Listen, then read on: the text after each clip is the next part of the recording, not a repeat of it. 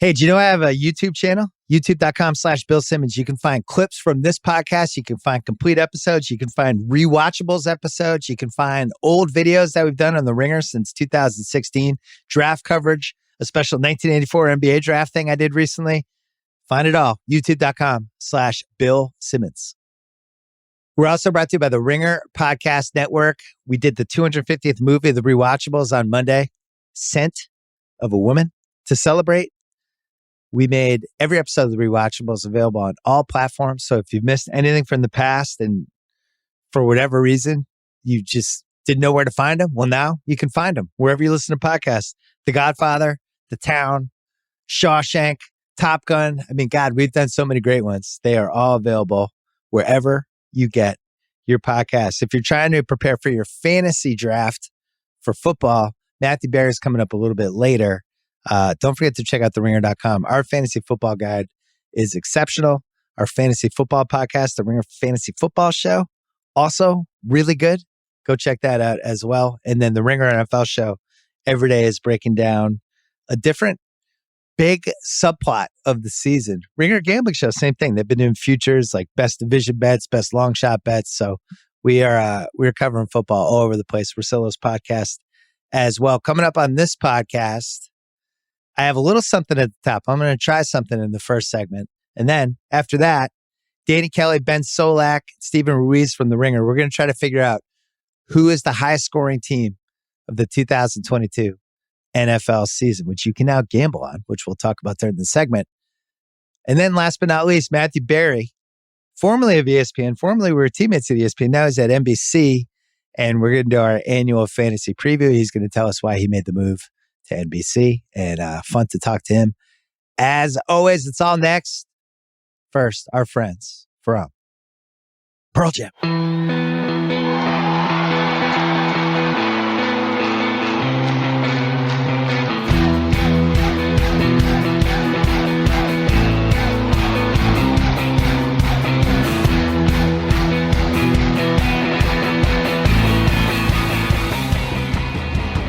All right, we're taping this on a Tuesday afternoon. When I was on my break, I was messing around with ideas for a segment that I could do at the top of the podcast, like 10 minutes, 12, 15 minutes, whatever. Just things that weren't totally worth the segment, but I wanted to talk about anyway, like things that are like basically too good for tweets, not quite good enough for their whole segment. So then I was thinking it's a little like happy hour where somebody shows up at 4:00 and you have the half price app. The apps, you're like, hey, you want some mozzarella sticks? You want some chicken wings? It's a little like that. These aren't entrees.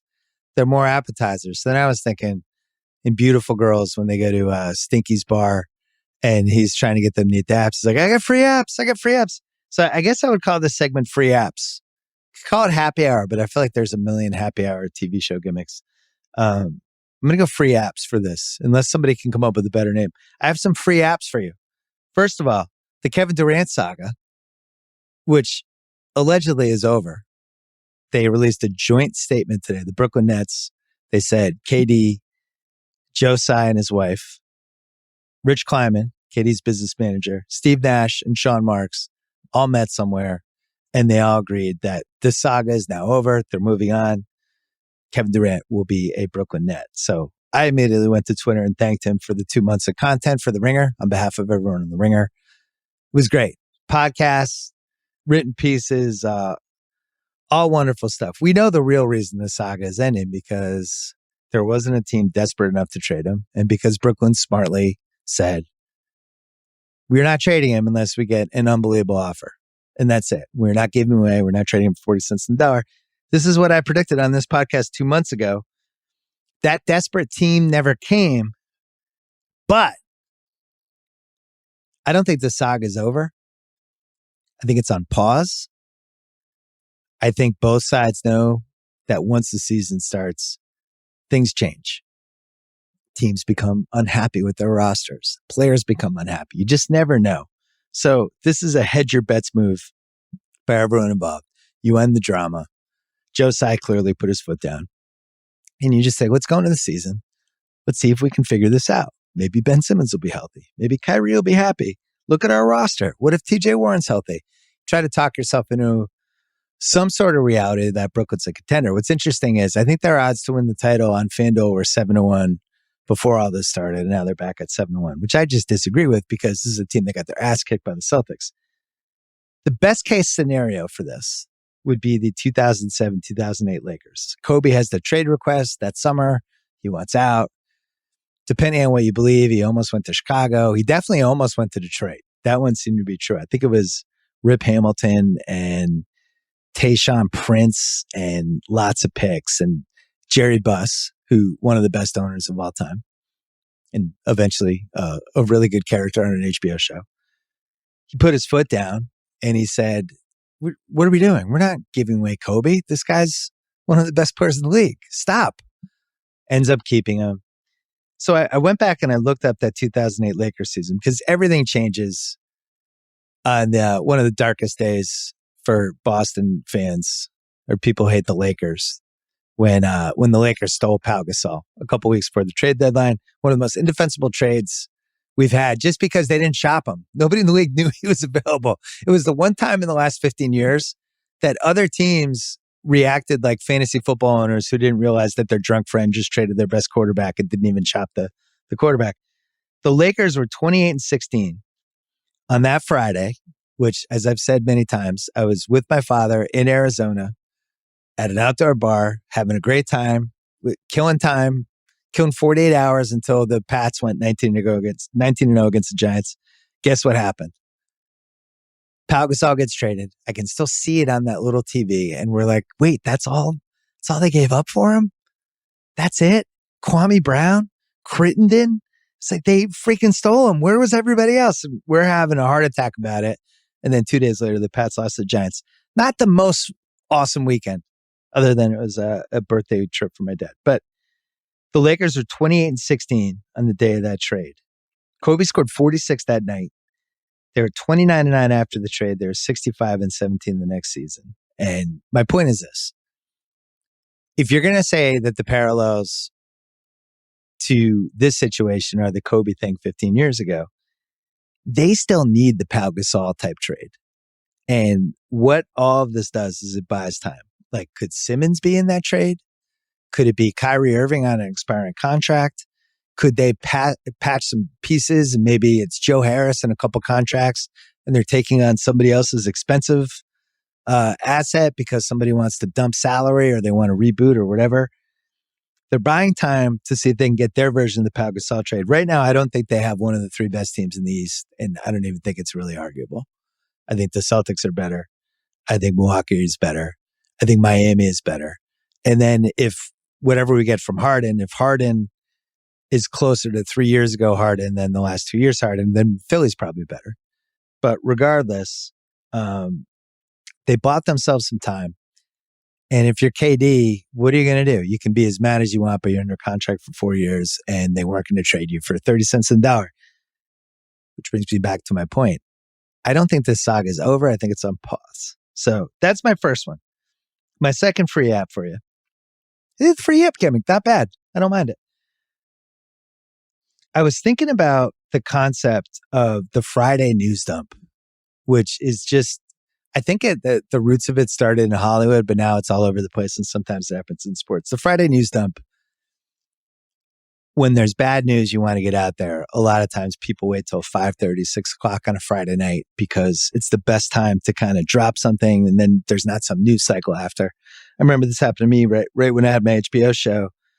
They got rid of the guy who ran HBO, Michael Lombardo, and it was a classic Friday news dump. It was like 3 o'clock Friday LA time. I was like, oh my God, what's happening? What's the reverse of the Friday news dump? I think we have seen over the last year or so with this just bizarre reporting scoop infrastructure that we have now that I don't think anybody really likes. There's this new thing, especially in the NBA. I don't see it in the other sports. It's really NBA driven, where on a Monday, there's some story that comes out that is supposed to basically get the news cycle going for the next 24 to 48 hours. And in some cases, you can see the reporters basically holding the story until that Monday so they can start the cycle. And the goal is like, you drop that thing, the story comes out, And then First Take talks about it. All the podcasts can talk about it. It's on PTI, and the cycle starts. It's the opposite of the Friday news dump. I think it's called the Monday News Reach is my working title, because it's never really awesome news. It always feels flimsy. Maybe it's the Monday flimsy news, something like that. A good example yesterday, Shams Charania on The Athletic, he wrote a piece about how the Grizzlies were, kicking the tires on Kevin Durant. And then you read the article and it's like, yeah, they have a bunch of picks, but Ja Morant's off limits, and so is Desmond Bane, and so is Jaren Jackson. It's like, does that mean the Grizzlies are interested in Kevin Durant? Because I'm sure they're interested in him if they could get him for 10 cents on the dollar. That sounds great. Yeah, here's Steven Adams and some crappy picks. Over and over again on Mondays, this seems to happen. There was another one where it was like, if you go back on the Mondays, it's always like Kyrie Irving would love to go to the Lakers. It's like, I'm sure he would. I'm sure he doesn't want to be in the Nets anymore. I'm sure he would love to go to the Lakers, but guess what? The Nets aren't taking Russell Westbrook back. So you see these things where it's planted by somebody who has something to gain from it. It's either a player that is trying to get some new narrative going about what city, what team, what their future is going to be, or it's the team trying to lay down something. But either way, there's always some sort of agenda, and it's always on a Monday now. So the Monday flimsy news reach, I don't know. We need some sort of title. If you have any ideas, send them to Kyle. He looks at his Twitter replies. My next one for you, I was on a text thread with Red Sox fans because we're all like going nuts about this Red Sox season. And, people get mad when the Boston fans, because we've had so much success over the last 20 years. And I guess we're just not supposed to care anymore when the teams go south. We're just be like, oh, we're supposed to be grateful that we had all these titles. We're not supposed to care about sports anymore. I never understood how that worked. So they win the title in 2018. It is the best start to finish Red Sox season ever. It is also the 100th anniversary of when they won the 1918 World Series. And within a year, they traded Babe Ruth. And, I was never a curse of the Bambino believer. It was more of an organizational failure thing that doomed this team over and over again. You go through like the Ted Williams era, you go through the 60s, they work out people like Jackie Robinson, don't sign them. They were the last baseball team to not have a black player. You go to the 70s, they have the best young team probably of the decade. And by 1981, the team's been decimated. Over and over again, it was organizational incompetence. And that was why the Red Sox always fell short. And yeah, there was DNA and there was the fatalism, and you could feel it sometimes in Fenway. I wrote an entire book about this. It's called Now I Can Die in Peace. 04 it flips. The Red Sox get their mojo. We become just another expensive sports franchise. They win 4 titles from 2004 to 2018. The fear is that the organizational incompetence era is back. It is not like, I'm not going to do they traded Mookie and it's the curse of the Mookie Betts. Like, I don't believe that. I do believe in the organizational incompetence. And you look at everything they've done, really we're looking at 3 years now from how they handled the Mookie thing on down. And on our Off the Pike podcast, Brian Barrett did a great job of laying out just how terrible the GM Chaim Bloom was the last 10 months. Just every inexplicable decision. My fear is that if now the old Red Sox are back, which I really hope that's not true. They have a good farm system, whatever, but that Mookie trade, as we get further and further away from it, you look at the Dodgers. I looked at the standings of the Dodgers are 84 and 36. Mookie's a big piece of it, obviously. My fear is that Mookie trade is going to start to take this outsize kind of historical importance. And that was what I was on a text thread about, because we knew in the moment, much like if you go back and you read anything about the late 1910s when they traded Babe Ruth, it's like, you're trading Babe Ruth? That guy's amazing. Why are you doing that? And it was because they had an idiot owner. In this case, they already blew with Betts. It feels like they've blown it with Bogarts. Whether that's, whether you want to pay him $100+ million, who knows? But then the Devers piece is the other major piece of this, that you have this guy in his mid-20s who the arrow is pointing up. You could have taken care of him for the year. You didn't. And I'm just getting a little worried the old Red Sox are back. It feels like the owners who, they're trying to build this Fenway Sports Group empire. They're trying to get an NBA team in Las Vegas. That is not me guessing. That is a fucking fact. I'm telling you, they're trying to get an NBA team in Las Vegas. They bought the Penguins. They have Liverpool. They're trying to build this whole sports armada, basically, and they forgot about the Red Sox. So the Mookie trade, I'm just flagging it now. I really hope like 7 years from now, that just doesn't become one of theirs of the same, because that's what I grew up with fucking narratives and people going, oh, then when the Carlton Fisk, and you just go all the way through. I hope the old Red Sox aren't back. Next thing for me, I was thinking about the Deshaun Watson thing in the NFL, and obviously a reprehensible saga, start to finish. Like it just couldn't have gone worse, really, for anyone involved. The Cleveland Browns, horrible for them. They just couldn't have come off worse. Watson couldn't have come off worse. Changed the story 10 times, and just impossible to root for at this point. Goodell, yet another disaster for him. And at this point, like if you go like a scale of 1 to 10 of Goodell fuck ups, Ray Rice probably a 10. Bounty Gates an 8.5. I would say this was start to finish at least an 8. And it's going to linger through the season. And, what's interesting to me about the Watson thing is and maybe this was, I was writing pieces for ESPN and for Grantland at the end of the 2000s into the 2010s. And people were really critical of football, really critical. Like we had all really had it with how violent the game was, how they were denying the concussions and the CTE, the old players. And it just, there seems something fundamentally like almost evil about the sport and how it was run. And all these rich billionaires just wreaking havoc over cities, forcing them to build stadiums, over the ex-players, their moral compass. Everything just seemed way off, to the point that it was starting to affect how people felt about football, including me. And I still loved it. I loved gambling on it. I loved playing fantasy. And yet, love the Patriots, obviously, and we had a great ride with Brady and the crew. But there was something unseemly about football. And, deep down, you're just kind of like, I wish I didn't like football this much. And I don't feel like I was the only one who felt that way. And I certainly wrote enough pieces about it in the moment where it was like, man, this is just pretty brutal.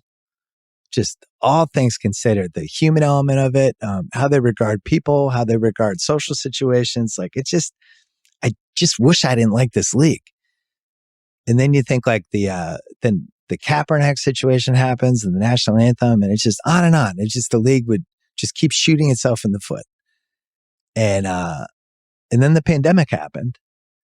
And guess what? People really miss football. Now I feel like football is more powerful and impervious to criticism than ever before. If anything, this stuff seems to just bounce off people now. Like this Watson story was horrible. It was just horrible. Like if my daughter doesn't care about football, but if she was a big football fan, I can't even imagine the conversations I would have about this with her. And yet ultimately it's like people expect it now. They expect the worst from football at all times, and they don't really care. It's like we've all kind of looked at this and we've made our peace with it, how we feel, and we still watch it and we still care. And we just assume that a lot of times stuff is going to happen that is just really fucked up. And in some cases, just socially unconscionable. I don't know where this goes, but I do know that the NFL is worth more money than it's probably ever been worth before. The rights that they're going to get from the media, the next media deal, it's going to dwarf everything. If you go look at the most popular broadcast of the year, it's like NFL across the board. Like even the NBA was trying to get momentum on Christmas. The NFL's like, fuck you. They put their games there on Christmas. They get 5 times the rating. And it's just like the NFL's unstoppable. And I think the difference in 2022 versus where we were in that 2008 to 2015 range was we still felt like there was a way that maybe things could change. Maybe there was some better way that the NFL could be. And I think now in 2022, everybody kind of sees it for what it is. And if you don't want to watch it anymore, you don't. And if you do want to watch it, you accept all the warts and they're fucking ugly. But the Watson thing, I think tied into that, where it just feels like this is going to happen every year with this league, where there's yet another thing and you go, that fucking sucks. Jesus. And then, you've already kind of made your decision. I can't believe the NFL, out of all the sports heading into like the mid 2020s here, has weathered the storm better than any of the other ones. Like even like you think about the rule changes, like baseball, as the sport became more sophisticated over the last 20 years, it really hurt how much we enjoyed the sport, right? The shift, all the pitching changes, the emphasis on stats, the fact that we can't really argue about the stuff, and the sport became way more localized. It became slower to play. We had to put the fence around the stands because people kept getting hit with foul balls because they're looking at their phones. And just in general, like baseball just feels like, I was watching that Jeter documentary, and baseball feels like it's in a worse place than it was 20 years ago. Basketball, you could argue in some ways is in a worse place, some way it's in a better place. I don't know, with the style of play, it has shifted so far toward the threes that you could argue, even though that might be a little more interesting for fans and the spacing, but there's a generic way that it's played now that I'm not positive is great. I'm also not sure that Steph Curry, that 3-pointers should be worth 2 points to the way it is. Like, should Steph Curry be the most dominant player in the league over Giannis? So you could argue either way, right? With football, pretty much for the on-the-field product, everything is better, right? They made the game way safer. They protected quarterbacks in a totally different way. They made the offense more fun, and they made the game significantly less violent. So you could argue football from 2007, just as a competitive sport, the way it's played to now is in a much better place. So just conundrums everywhere with football. It's a very strange time to be a football fan. And I think post-pandemic, when people were just looking for anything and football came back, that felt like the moment when we just kind of, you just kind of move on. So, okay, we're going to take a break. We're going to come back. We're going to talk to the fellas from The Ringer. Kick off week one with FanDuel, America's #1 sportsbook. Join today to get started with $150 in free bets guaranteed when you place your first $5 bet. Just sign up with promo code BS to get in on the action. Then you can turn game day into payday all season long. We are about to do a segment where we're going to try to figure out the highest scoring team for the 2022 NFL season. There are ways you can bet on this. We are all going to give our picks. So stay tuned for that segment. Hint, I kind of like the Chiefs. I think they're 10-1. Yeah, step in on that. Play your way and bet on more than just the final score wager on everything from touchdowns to total yards to catches. You can even combine your bets for a chance at a bigger payout with the same game parlay. Don't fumble your chance to get $150 in free bets, win or lose, with promo code BS. Make every moment matter more with FanDuel, official sportsbook partner of the NFL. Must be 21 plus in select states. First online real money wager only. $10 first deposit required. Bonus issued as non-withdrawable free bets that expire 14 days after receipt. Restrictions apply. See terms at sportsbook.fanduel.com. Gambling problem? In Arizona, call 1-800-NEXT-STEP. Connecticut, 888-789-7777. In Colorado, Iowa, Indiana, Illinois, New Jersey, Pennsylvania, Virginia, 1-800-GAMBLER. In Michigan, 800-270-7117. 1-877-770-STOP. In Louisiana, 1-800-270-7117 for confidential help in Michigan. 1-877-8-HOPE-NY or text HOPE-NY in New York. Tennessee Redline is 800-889-9789. And in West Virginia, 1800-gambler.net. This episode of the Bill Simmons Podcast is brought to you by ZipRecruiter. So much to do during the summer. You want all the free time you can get to enjoy it. So if you're a business owner, the last thing you want to do is sort through tons of unqualified candidates' resumes, when instead you could be doing what you love. Think about the stuff you love to do during the summer. Here's what I love to do. Nothing. People are like, where are you going? I don't want to go anywhere. I'm happy. I'll play some golf. I'll hang out by the beach. I live in Southern California. Why would I want to go anywhere? That's why you need ZipRecruiter to find great candidates to do the work for you. Right now, you can try it for free at ZipRecruiter.com/BS. Once again, ZipRecruiter.com/BS. ZipRecruiter uses its powerful technology to find and match the right candidates with your job. And they have a complete suite of tools that make it easy to filter, review, and rate your candidates. 4 to 5 employers who post on ZipRecruiter get a quality candidate within the first day. So soak up all that summer has to offer. Let ZipRecruiter do all the work for you at ZipRecruiter.com/BS. Once again, ZipRecruiter.com/BS. ZipRecruiter, the smartest way to hire. All right, bringing in the big guns here. Danny Kelly, Ben Solak, Steven Ruiz, first appearance on the BS podcast. We're going to try to figure out the best offense in the NFL through the proxy of highest scoring team. Why does highest scoring team matters? One, we can bet on it. In FanDuel, I actually I forced them to do prop because it's been out there, but now it is on FanDuel. But two, Solak, a pretty good indication that you're going to be good at football if you score a ton of points. Turns out my research says this is a good thing to score lots of points. Yeah, this is one of those things that we really got to break down in depth here. But when you score a lot of them, tend to win football games. It's funny, though, like when you go and you look back, the top scoring teams is actually like really volatile. I thought it was just going to be like the best offenses every year and go ahead. There's only one team in the last 5 years that's won the scoring title that in the year previous was even in the top 10 of top scoring teams, right? Like the Cowboys won it last year. They were 16th the year before. Packers won in 2020, 15th the year before. Ravens in 2019, 13th the year before. When the Rams won it in 2017, they had been the last team in the league, 32nd in 2016. They obviously got McVay, and that kind of changed their fortunes a little bit. But it is like a bit of a one-off, which makes it fun. Because she's not like, oh, who do we bet? The Chiefs or the Bills? You can bet like zany teams here and be very justified. Ruiz, did you know Minnesota scored the most points last year? Because, I'm sorry, Dallas, because I did not know that. And by the way, it was pretty convincing. They finished with 530. Tampa had 511.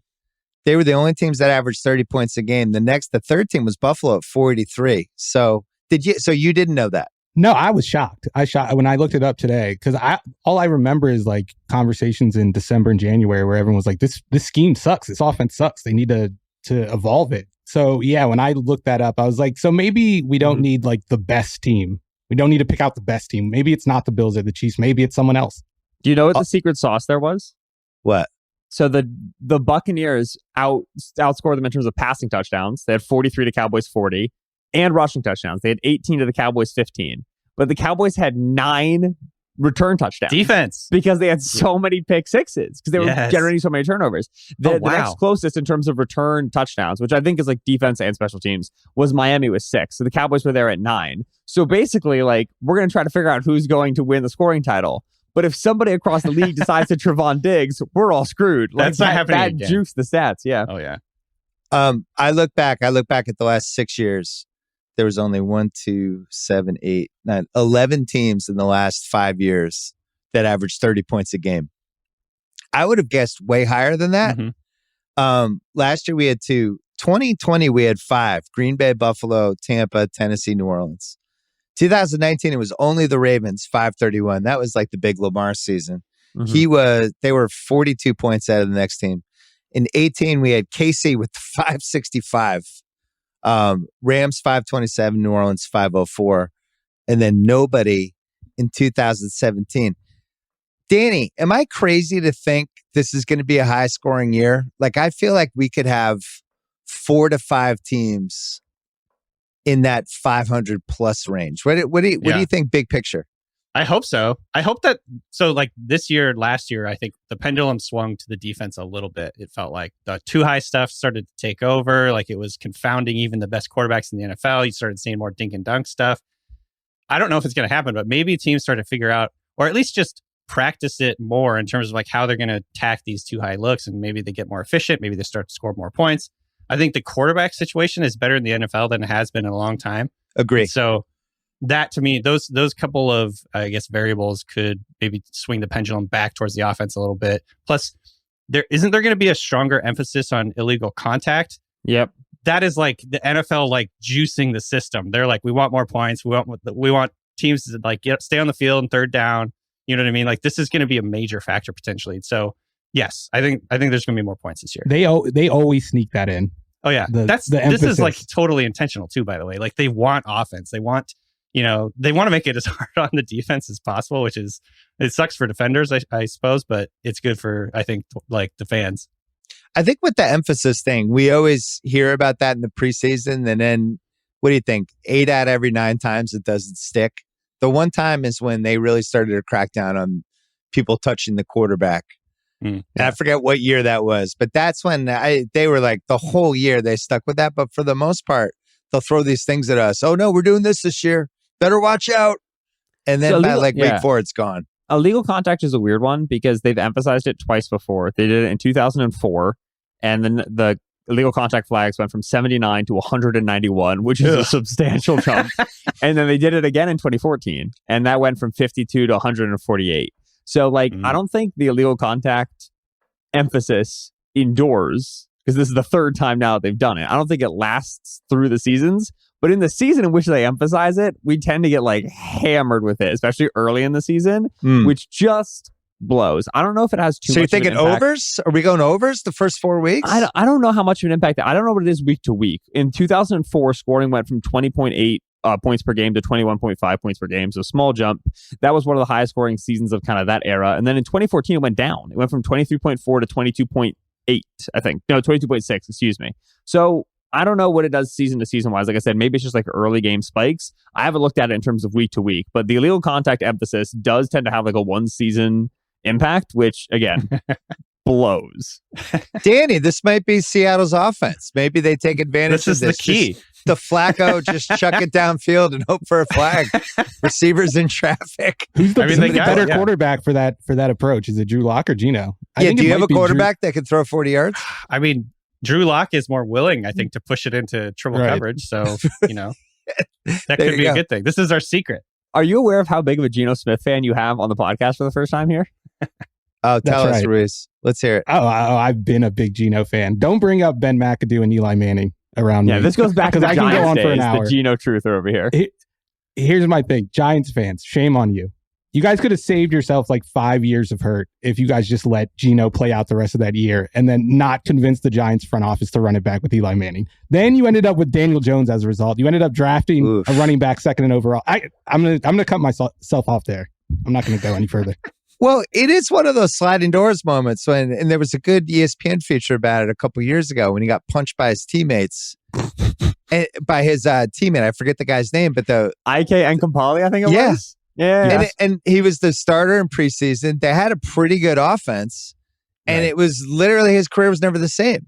And by the time he was healthy, the team had gone in a different direction, and that was it. But when they started him, what was that, a Thursday night game or a Monday night game last year? I've always kind of liked him too. I remember betting on the Seahawks in that game. It's Geno. Was that the Saints game? Did you win? It was the Saints game.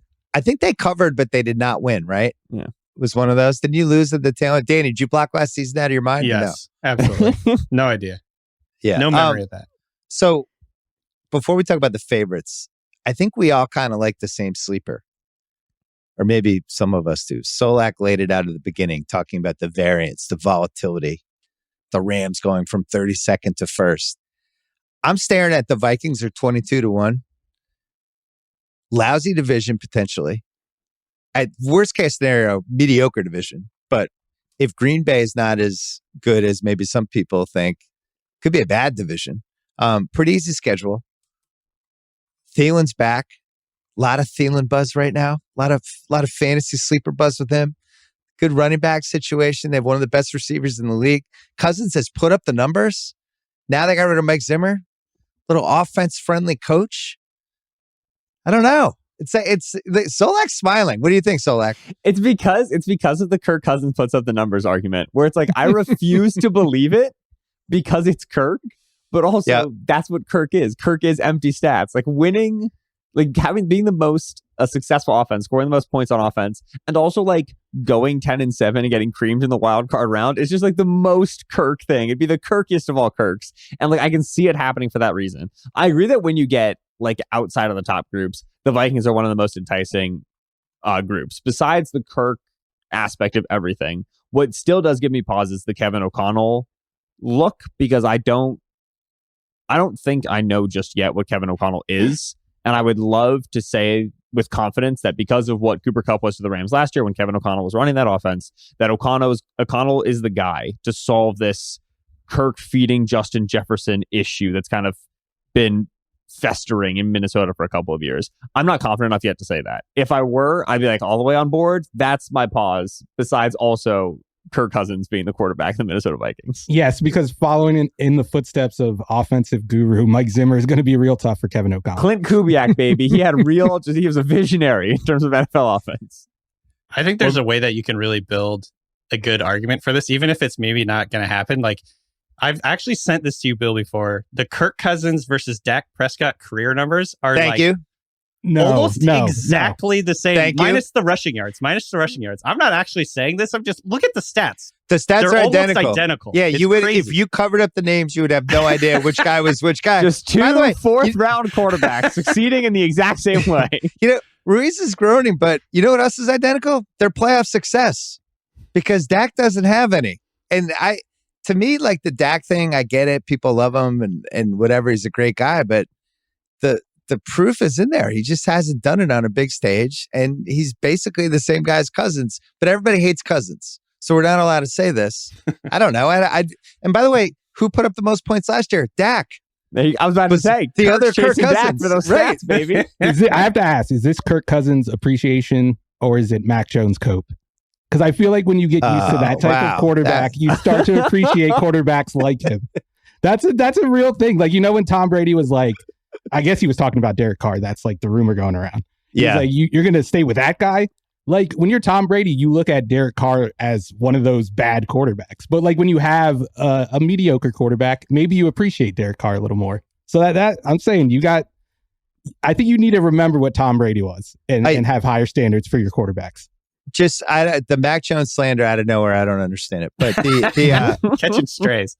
I am not a Kirk Cousins fan, just for the record. I have had him on fantasy, and it was shocking how many times you throw him in there, and you kind of feel pretty comfortable like he's going to get 25 to 29 points. Like, he does put up stats. You do not want to bet on him ever, like in a tease where you've teased him down from 8.5 to 2.5. You just need them to win by a field goal, and that's when he kills you. But all you do is you live fade the Vikings. Just wait until they go up, nice 14-3 in the second quarter, and you go, and now we bet on the other team. Somehow Kirk like finds a way to throw like 4 touchdowns, and then the Vikings still score like 23 points. I know that's mathematically impossible, but Kirk finds a way. They play the AFC East and the NFC East. So if I was picking divisions, those would be 2 of the 3 I would probably want. They also have the Bears twice. They have Detroit twice. I don't know. It's certainly not a lot of ones. So you mentioned Brady, Tampa, which I think they're one of the favorites in here. They are plus 950. So the odds right now: Buffalo's plus 650, Tampa plus 950, KC's 10-1, Chargers 10-1, Rams 11-1, and then it starts to get bigger. The Tampa offensive line thing and combined with Brady just disappearing for 10 days and the new coach, I have some real concerns about Tampa now. And I think there's a difference between trying to look at stuff to get worried about versus actually being legitimately concerned. And what I see is a 45-year-old quarterback who hasn't had a full training camp, who retired and unretired, and now an offensive line that was excellent last year that is going to be lucky to be mediocre this year. Ruiz, what do you see with Tampa this year? I'm not concerned about the offensive line. I'm going to go the other way with it. I think having a bad interior, that's where the injuries have been in the retirements. They've lost Marpet. They lost their left guard the other day. I think that's going to prevent or kind of dissuade Byron Leftwich from calling a lot of runs, because the type of runs they do call, they need a strong interior. So maybe Brady drops back even more than he already was, and they're already like a high pass rate team.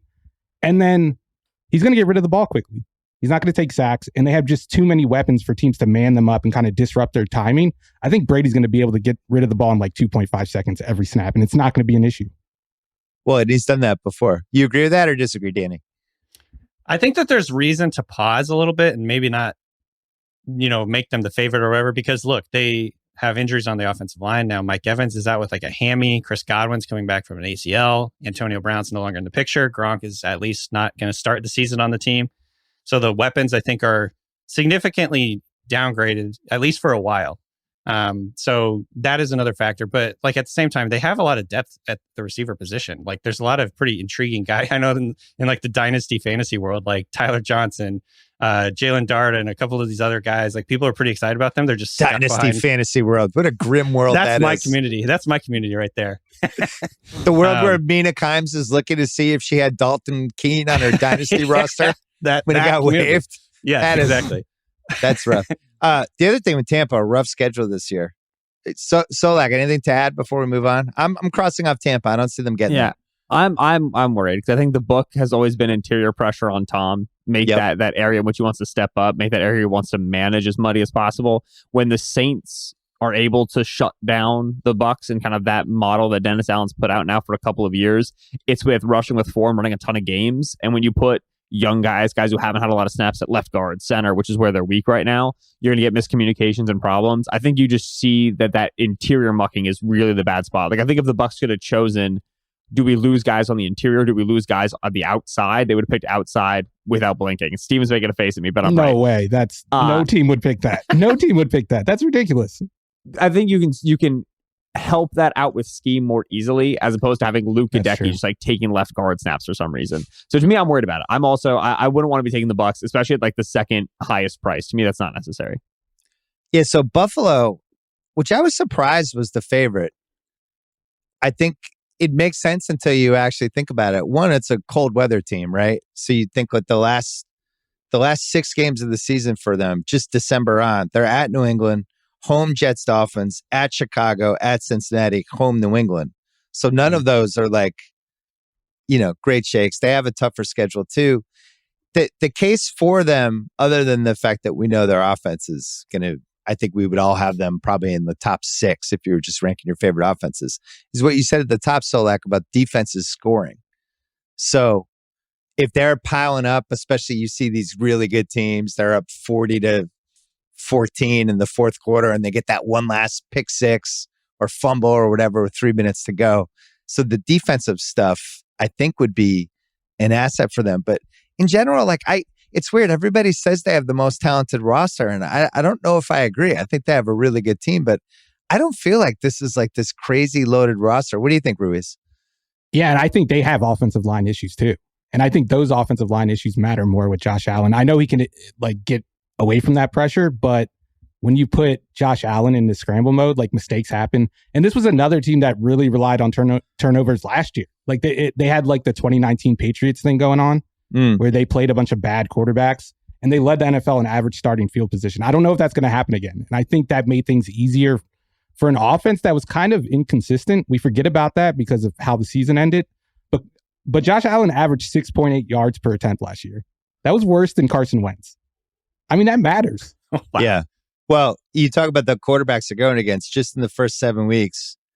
Stafford, Tannehill, the most polarizing quarterback of 2022, Tua, Lamar, Pittsburgh, which you're going to say is Trubisky, but I just feel like that's going to be Jimmy G by the time we get to week 5. I really feel like Jimmy G is going to be in this state. Yeah, that's my take. I think they waived Jimmy G, and because it makes sense from a cap standpoint, and the team that makes sense is Pittsburgh, because I kind of like that Pittsburgh team. And if I'm them, if I could get Jimmy G, I'm doing it. Kansas City week 6 for them, then Rodgers after the bye week in week 8. So it's a little bit different than the bad quarterback souffle they had last year. The other thing with Buffalo, I was surprised that, so last year they were only at 483. I would have thought that they were one of the 500 plus teams. So I don't know. To me, they're a cross off too. I'm looking at the KC Chargers combo, Solak. I think it's one of those two. That division's going to be super fun. I think we're going to have, what was that game we had that one year with the Chiefs Rams where it was like 50, what was that? Like 50, 51 to 48, 51, 48, whatever. Something like that. I do feel like that division is capable of one of those, but I have those two targeted. Right now, we said before that was KC 10-1, Chargers 10-1. To me, those are the two favorites. What do you think of that take? Yeah, see, I like the Bills. Like if you made me just pick one team against the field, I'm probably taking the Bills, and they're favored for this at price where it's like 6.5-1 for the Bills and 10-1 for the Chiefs Chargers. I'd rather just take the longer odds because this is such a kind of like arbitrary throw a dart bet, right? I don't have enough confidence in that.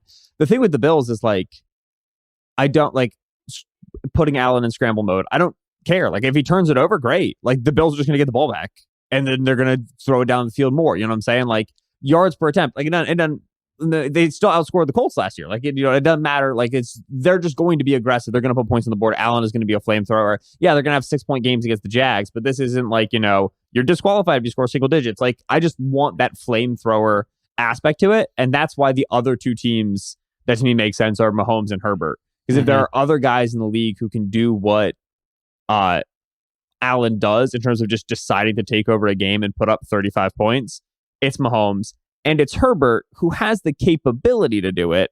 Herbert still, I think, has yet to be like fully unlocked into like, I am the flamethrower god, I am the man mode. Whereas Mahomes actually has that to him and has proven it over time. So if I'm picking between Chiefs Chargers at even price, I'm probably taking the Chiefs just because I have a little bit more faith in Mahomes just deciding over the course of a season to just take over games, whereas Herbert is still trying to be this like perfect pocket quarterback and Lombardi's still trying to run this like perfect West Coast offense. I don't think they've fully matured into that we're a 35-point team sort of philosophy. So if I'm picking between the two, I like the Chargers, or excuse me, I like the Chiefs. But yeah, like when we're looking at prices here, I'm not nearly confident off the Bills to go like, yeah, give me 650 over 10-1. I'd rather take one of the two lower dogs.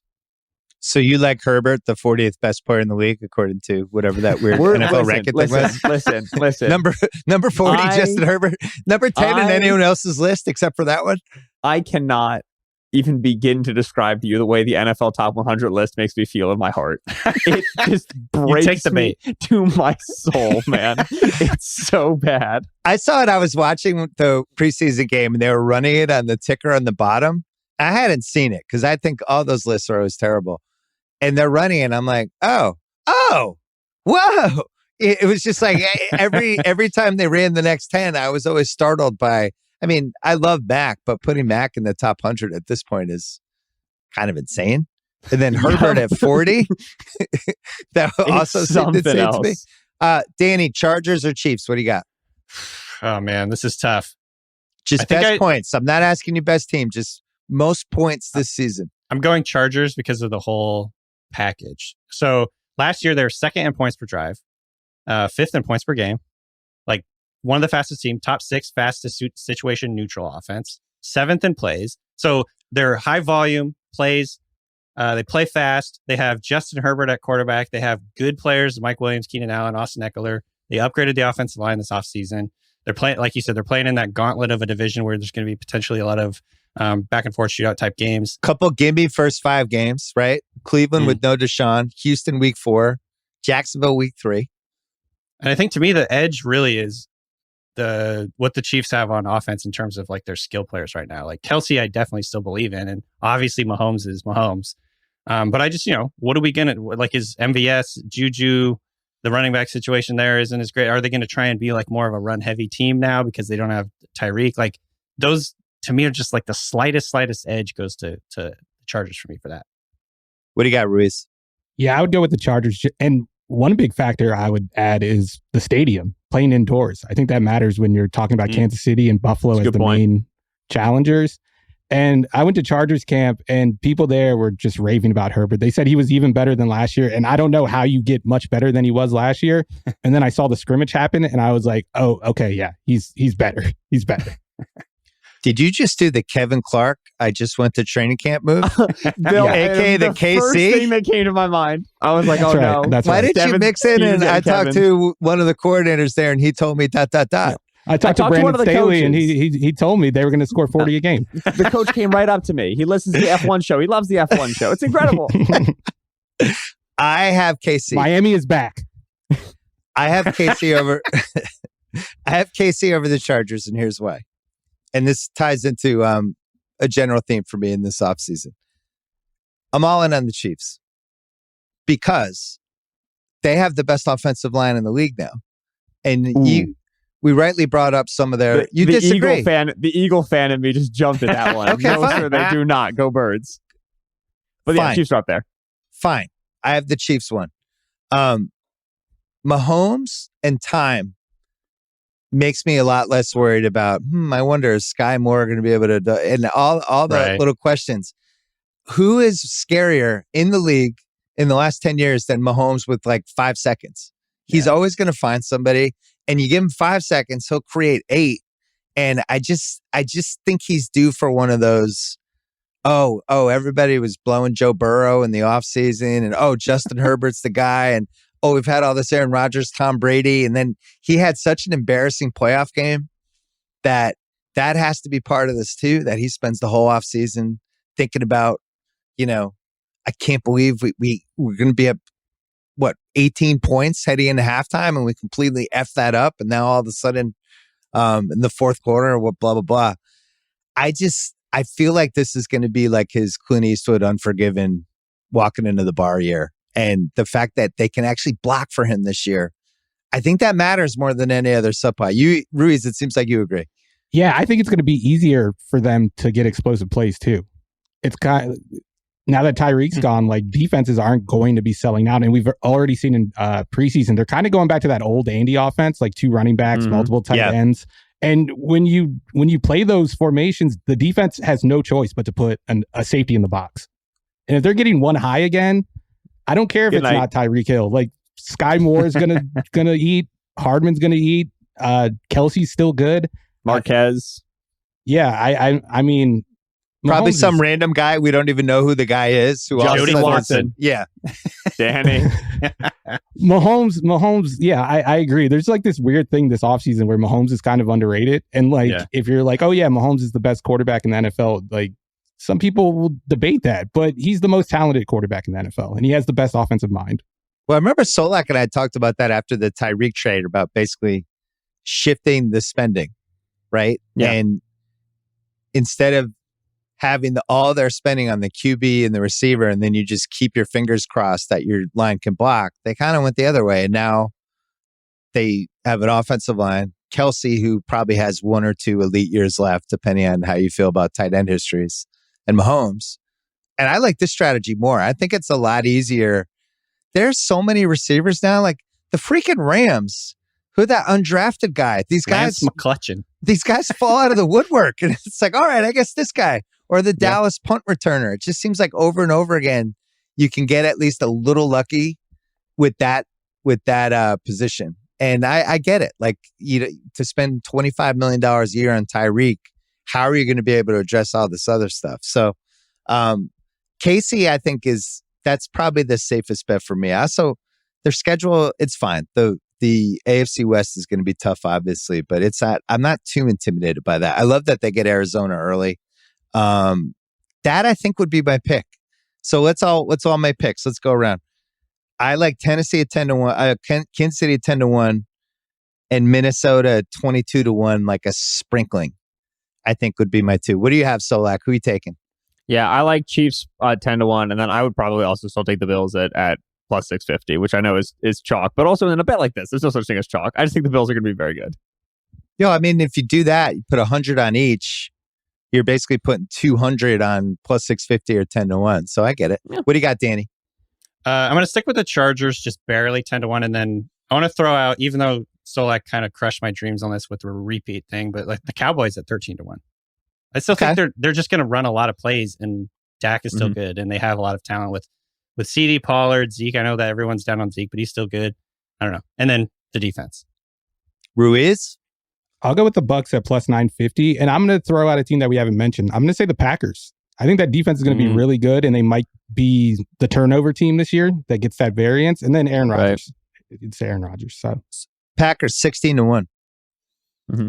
One thing that is fun is if you check, teams that have won this recently, very often the quarterback of this high-scoring team wins MVP in 3 of the last 5 years. That was Packers in 2020. Ravens in 2019 and Chiefs in 2018, that quarterback, Lamar Mahomes, won MVP. So, for example, if plus 2,200 for the Vikings just isn't spicy enough for you, Kirk Cousins, baby. Plus 4,000. Whoa. 40-1. Those are max odds. Mac and Kirk are the same odds. But that's the thing is, if you go and you're like, I want to bet Patrick Mahomes for MVP, it's plus 900. You can also just bet Chiefs to be the highest scoring team at plus 1,000. It's not the exact same bet, but it's pretty highly correlated. There's some weird odds in here. Like Cleveland was 21-1. I was trying to think of any scenario where Cleveland with Jacoby Brissett for 11 games would be the highest scoring team in the league, and literally couldn't come up with any. Arizona was 21-1, which I thought was weird. The Eagles at 17, right next to the Ravens, was also weird because it's like, sure, the offenses are similar. The quarterback's a little different, and I don't know if we can be placing these guys in the same tier just yet. I gotta say, as I was doing all my fantasy homework, I was like mildly shocked by Jalen Hurts' season last year. In a good way. Like, there were some numbers. In my head, I was just, I guess, maybe leaving the Tampa Bay playoff game residue of he was just so overmatched. And it was just so clear that you're not really going that far if Jalen Hurts is your quarterback, at least that last year's incarnation of him. But then you look at the actual stats, and it was classic. It was like how the Wentz stats versus what we actually saw with Wentz were like two different animals. I don't trust quarterback stats the same way I used to. You were just Kirk 25 minutes ago. Well, the Kirk Dak thing was my only point. I don't know if I'd trust either of those guys. Dak had one of the all-time meltdowns at the end of a game in a crunch time situation that we've seen the last 10 years. Everybody just shrugs it off. Dak, smiling, great guy. 3rd and 8, game on the line. You have to choose Dak or Kirk. Who do you want to have the ball? Oh, probably Dak. I don't trust Kirk. That's all I need. I don't trust Kirk at all. Yeah, exactly. That's the thing is Kirk has completed 75% of his passes. He's averaging 10 yards an attempt. He's got 2 touchdowns, no interceptions. He scrambled for a first down, and yet you're down by 3. It's 3rd and 8 on the 50, and Kirk is behind center, and you feel horrible. You just feel downright terrible about the situation you've gotten yourself in. That's the reality of Kirk Cousins. Yeah. Well, the real problem with Kirk Cousins is anyone who gambles has had just some emotionally scarring experiences with that man. That too. Yeah. I mean, just some really, really bad ones. All right. We can hear Danny, and we can hear Steven Ruiz, and we can hear Ben Solak all on the Ringer NFL show. And then on top of that, Danny Kelly on the excellent fantasy football show, which you guys, what are you, like 4 days a week right now? Yeah, we're going 4 now. Just ramping up. Running out of goofy themes that Heifetz text to you guys. We're doing like the what if we do ripoff? Wide receivers as vodkas? He's the Andy Reid of bits. He's always got a new one. I like it. I appreciate and love it. All right, good to see you guys. Thank you. Support for this episode comes from Simply Safe Home Security. Home security isn't a game, but many companies act like it is by upselling and overcharging. That's why I use and trust Simply Safe Home Security. They're different. Simply Safe, advanced technology that puts the safety of me and my family first. I mean, think about it. Especially during the summer, you're going away. If you have dogs, the dogs aren't staying home by yourself. You got to put them somewhere. Your place is alone. People know it, especially if they're watching your place to see, are they going to be stupid enough to just leave all the lights off and not have anybody in there? That's where you need Simply Safe. 24/7 professional monitoring. Their agents call you the moment a threat is detected, even if you're not home or you can't be reached. Simply Safe's customer-first policies make sure you're taking care of affordable plans starting at less than $1 a day, no long-term contract or hidden fees, because feeling safe at home should not break the bank. So customize the perfect system for your home. Claim a free indoor security camera plus 20% off with interactive monitoring. Just go to simplysafe.com/BS. SimpliSafe with 2 I's. SimpliSafe.com/BS. There is no safe like Simply Safe.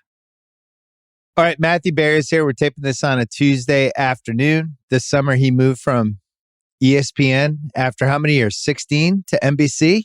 15 years. 15 and a half, something like that, yeah. Oh, congratulations. Thank you. You're basically doing the same stuff at NBC. You've just switched houses, but the rooms look the same. Slightly. I'm doing a lot of the same stuff, obviously. I'll get on the plugs in. I'm doing a daily podcast/video show that's on Peacock on the new NFL on NBC YouTube channel and wherever you get your podcasts, called Fantasy Football Happy Hour. So I'm doing that Monday through Friday. So that's similar. I'm writing for the website. So Love Hate comes out this Thursday. My 100 Facts is up. My rankings will be up. I'll do the weekly column for NBCSportsEdge.com and RotoWorld.com. We're bringing back RotoWorld. So the column's the same. We'll be doing a Sunday morning show, 11 to 1 before kickoff. Peacock, YouTube channel, other platforms. We're figuring that all out. But that'll be going on. So all that is the same. Figuring that all out, it's in like 2 weeks. I know. And we're figuring out what I can tell you. It will definitely be on Peacock. It will definitely be on the NFL on NBC YouTube channel. I don't know if it will be on additional NBC platforms, but I can tell you it'll definitely be on those two. So Playboy channel? They own the Playboy channel or no? It can't be on there. Not as far. They own a lot of channels. I mean, they got Bravo, they got CNBC. Bravo. Maybe it should be on Bravo. I'm just saying. Maybe a little CNBC action, USA. I don't know. So they have a lot of channels between NBC, Universal. So we'll see if it's on any more platforms, but those two it definitely will be. So all that stuff is the same. The part that's new, Bill, that's exciting for me is I'm on Football Night in America. So I joined the cast of the pregame show for Sunday Night Football. So I am, for the first time in my career, I am part of a company's NFL coverage. That wasn't what I did for ESPN. At ESPN, NFL and fantasy coverage were sort of separate. They were not sort of. They were siloed. And so at NBC, I'm part of NBC's NFL coverage. Siloed was an understatement. Although when you joined in the mid 2000s, fantasy was looked at like like it was snuff porn or something. I was doing it in my column. We had like a couple rankings people, but for the most part, they didn't. And then that gradually evolved and changed over the next, probably like by the early 2010s, I felt like it was pretty entrenched. Yeah, I mean, that was one of the reasons ESPN brought me there was, our mutual friends, John Walsh and John Kozner, brought me into ESPN with the idea of like, hey, we know this is an area we need to do more in. And so, help us out here, help be, I was literally told, we want you to be the face of fantasy, not just for our fans, meaning ESPN's viewers, but internally here at ESPN. And so I spent the first 2 years of my career there, and you were very helpful, Bill. You made a lot of calls, and being on your show early on was influential as well. But, that was a part of it. It's like I literally spent 2 years going to every Sports Center producer, every NFL Live, every Baseball Tonight, every radio producer, like, here's what fantasy is. Here's why it's important to our fans. Here's the business case for it. Here's the way it might work with your content. What are you guys trying to accomplish with your audience? Here's how I think fantasy can meld into what you guys are trying to accomplish. And I mean, that was probably the first 2.5 years. I mean, you were in some of those conversations. You remember that? Yeah. Yeah. I think the biggest thing that's changed since the mid 2000s, we just never successfully figured out fantasy basketball. And especially in the player empowerment era, it's just like, unless you're doing daily fantasy, to be in a fantasy basketball league, I just feel like is a complete waste of time. I guess you could be in like, whatever, we have to reinvent that. Fantasy hockey never took off. I think golf for daily fantasy has been good. There's been some fun like season leagues, but really football became even more powerful. Baseball lost a little luster unless you're in like keeper leagues or American League only or National League only. But it feels like football has kind of sucked the strength out of all the other sports for fantasy. Well, the fantasy games kind of go along the same way that the popularity of the sports are. I mean, the NFL is the most popular sport in America. It's the most popular fantasy game. I would argue the NBA is the second most popular professional sport. That's the second most popular fantasy game. And so on. It's, and then baseball and then hockey and so on down the line. You're right. I mean, DFS, daily fantasy, and sports betting have really helped golf.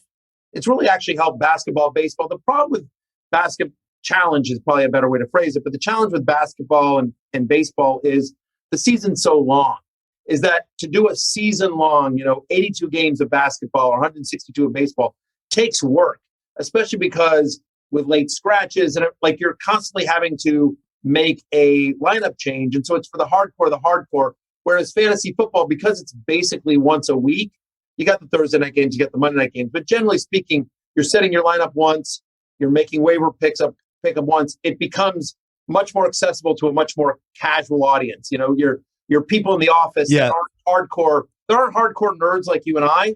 But that's where, somebody like, oh yeah, I'll join a fantasy league. So it just becomes much more accessible.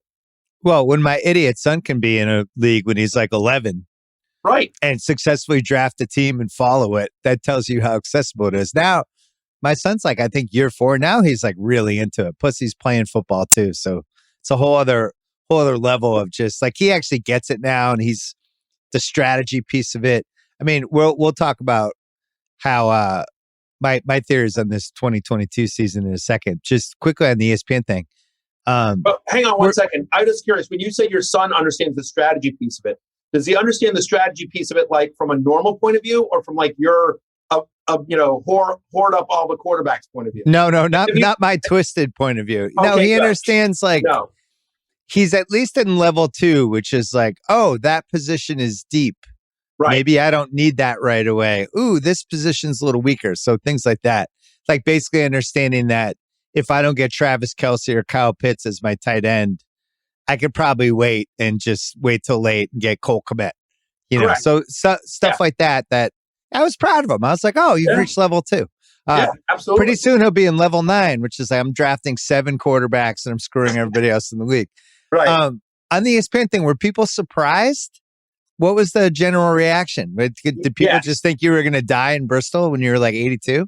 Yeah, I think people were really shocked. You know, and I talked with a few friends of mine, and I think they were surprised that it didn't leak. It happened sort of suddenly. You know, so are you talking about like public in general or just internally at ESPN? Well, either.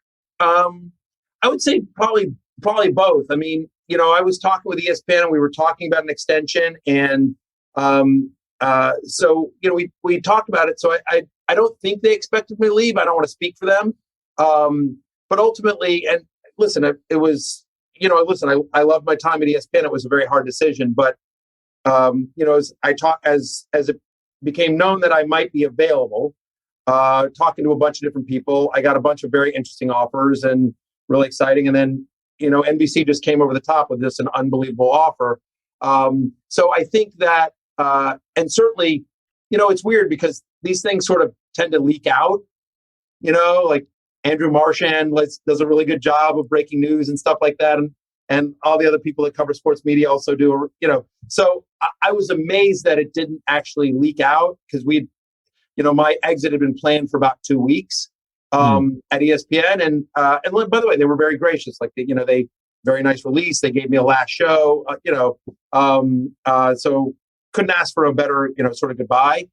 But I think people were really, really surprised. And honestly, I was overwhelmed by the response online because you never know. Like you put it out there, hey, this is my last week at ESPN, and you never know what the reaction is going to be. And it was amazing. I said to my wife, like, hey, it's really cool to be trending on Twitter and not be dead, right? Or not going to jail or committing some terrible thing.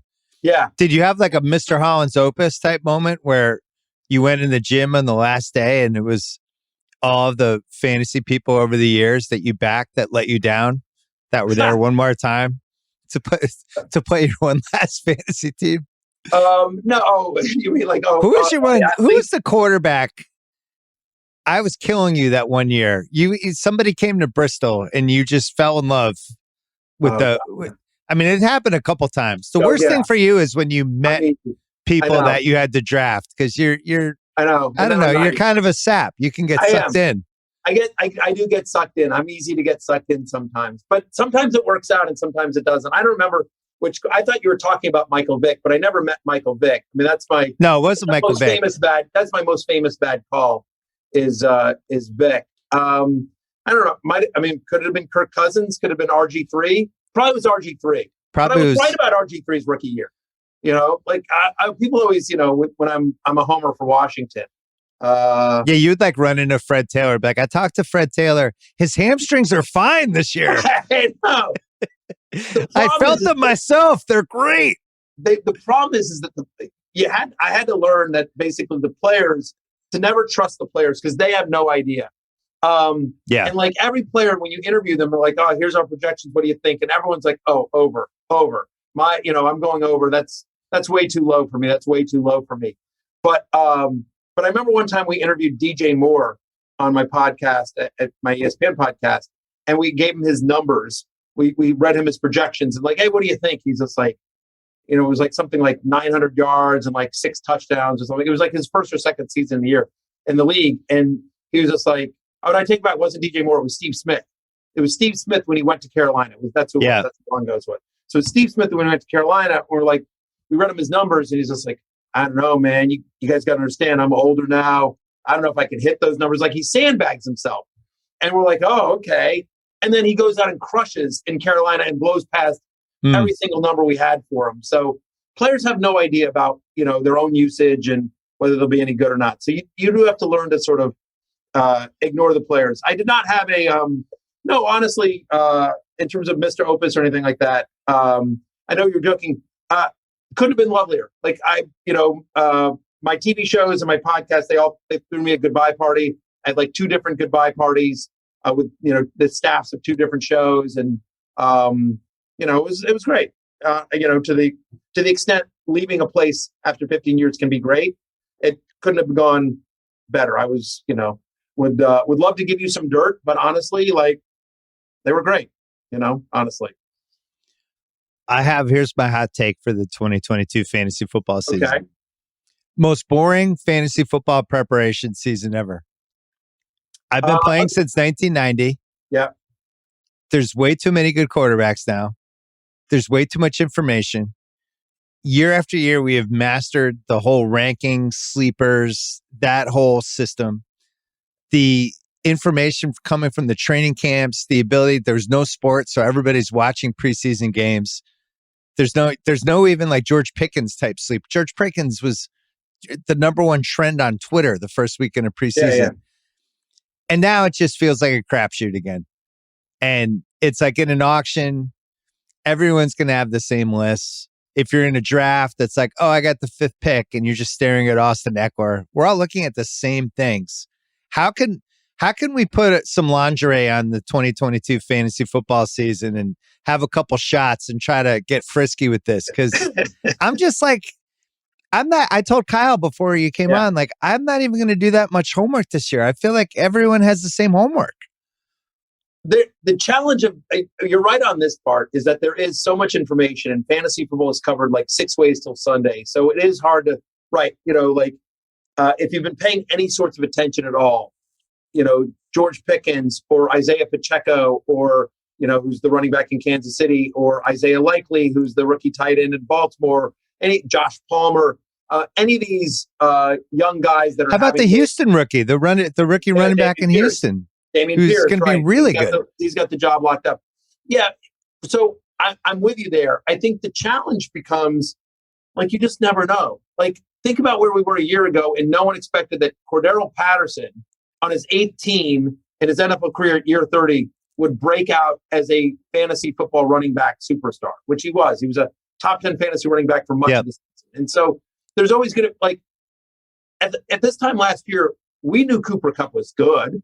He's being drafted as a top 20 wide receiver. Everyone, and I've always made all my jokes about my little Cooper Kupp, but, like, even me, who's as massive a Cooper Kupp fan as there is, no one was like, oh, by the way, Cooper Kupp's going to have the greatest fantasy football wide receiver for fantasy football season by a wide receiver since Randy Moss. Like, no one, like, the reports out of training camp last year was that Matthew Stafford and Robert Woods had this unbelievable connection. No one knew about the Cooper Kupp Stafford breakfasts until a couple of weeks in. And so, like, I think there's some stuff, but, like, for every trendy George Pickens type, just think about, as Isaiah Pacheco, who's the Chiefs running back, has been talked about. People are always quick to remember Darwin Thompson?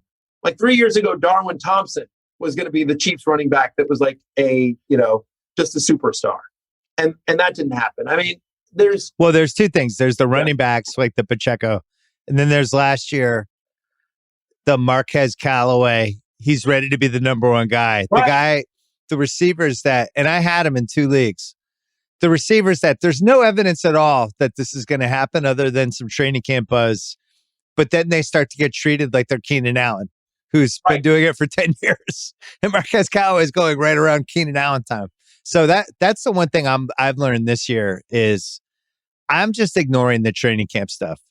Like the undrafted Rams receiver that everybody's losing their minds about, which maybe 5 years ago I could have gotten sucked in and maybe ended up leaving the bar with him.